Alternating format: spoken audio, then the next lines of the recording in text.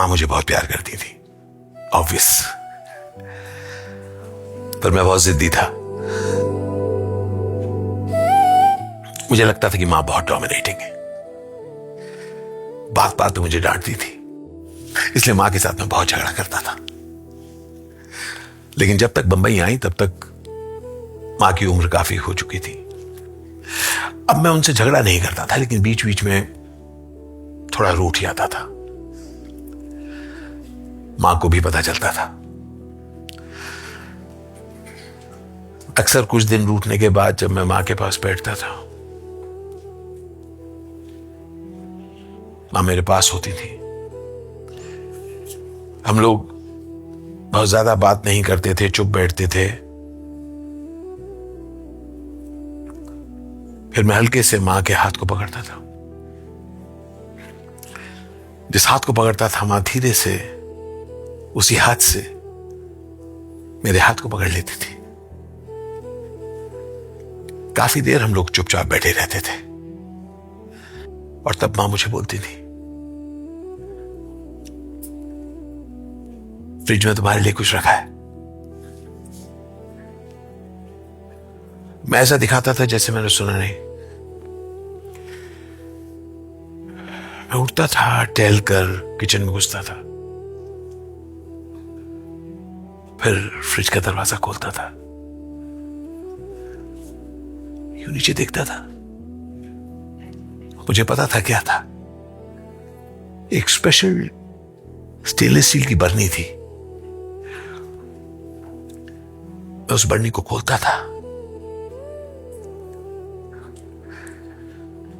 उसमें मेरी फेवरेट मिठाई थी,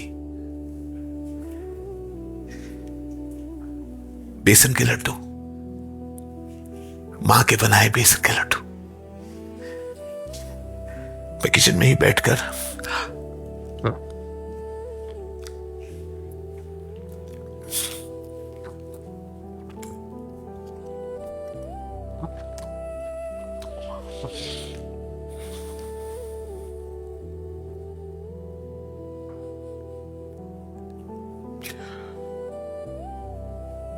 बर्नी को बंद करता था, फ्रिज खोल के अंदर रखता था और मां के पास बैठ जाता था। मां हल्के से मुझे देखती थी और पूछती थी, और हैं?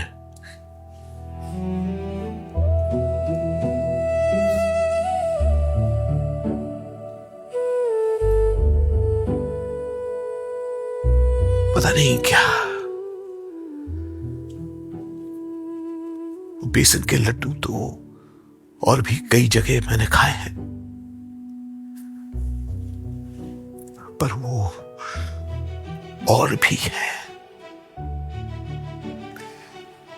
ये कहीं नहीं सुना है यार।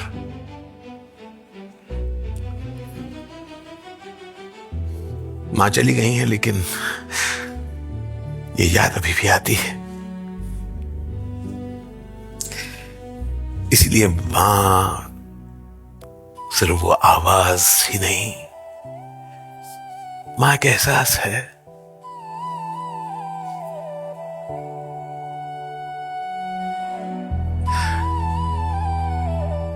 आप में से जिनकी माएं हैं उनको एक जप्पी दीजिएगा आज, और जिनकी नहीं है अपनी माताजी को याद करिएगा। मेरा मानना है कि